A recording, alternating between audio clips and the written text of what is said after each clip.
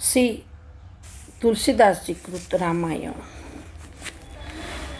યાજ્ઞવલ્ક્યજી ભરદ્વાજજીને કહે છે કે એકવાર પૃથ્વી પર જાલંધર નામનો રાક્ષસ ઉત્પન્ન થયો।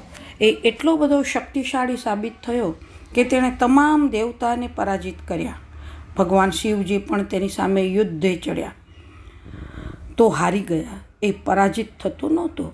તેનું કારણ એની પાસે એની પત્ની, જે મહાન પતિવ્રતા સતી સ્ત્રી હતી, એને લીધે દેવો પણ તેને હરાવી શકતા ન હતા।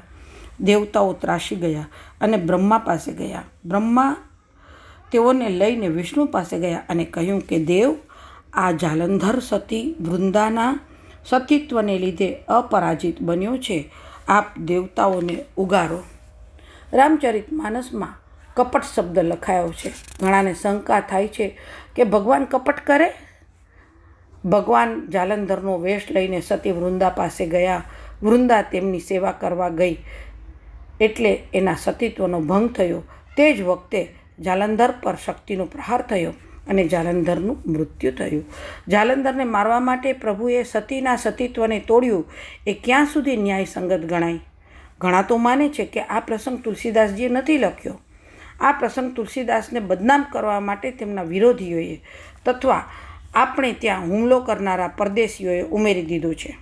રામાયણમાં બે પ્રસંગો આ રીતે ચર્ચાસ્પદ છે। એક તો વૃંદાનો પ્રસંગ અને બીજો ઇન્દ્રજીતનો યજ્ઞ તોડવાનો પ્રસંગ। કારણ કે રામની સંસ્કૃતિ જ યજ્ઞરક્ષકની સંસ્કૃતિ છે।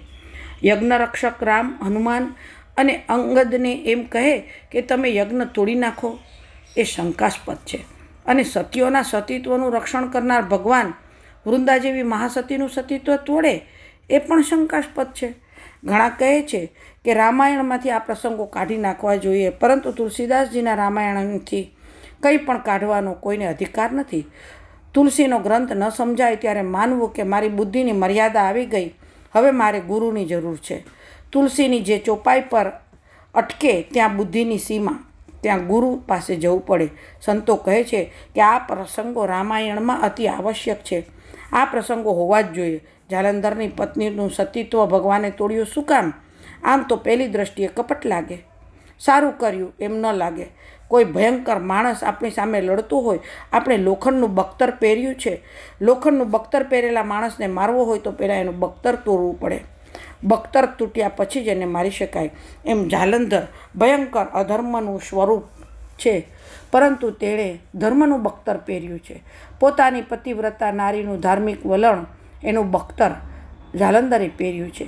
એની નીચે એ અધર્મ આચરતો હતો।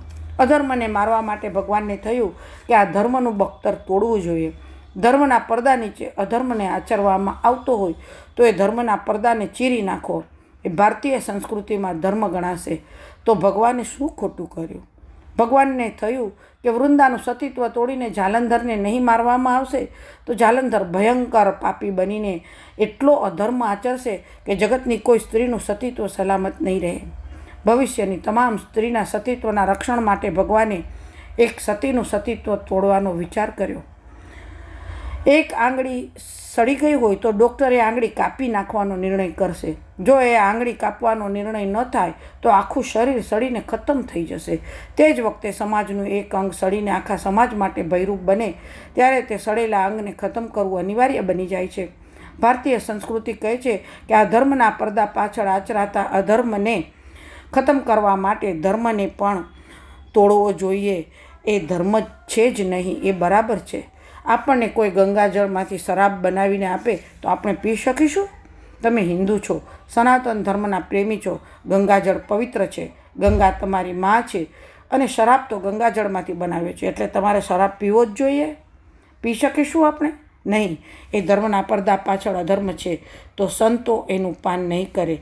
વિધર્મીઓ આપણી સામે હુમલો કરતા હતા ત્યારે ગાયોની આડને રાખીને લડતા હતા। તેઓને થયું કે રજપૂતો ગાયો પર વાર નહીં કરે, આમ તેઓ ધર્મની આડ લઈને અધર્મ આચરતા હતા અને આપણા પણ હુમલો કરતા હતા।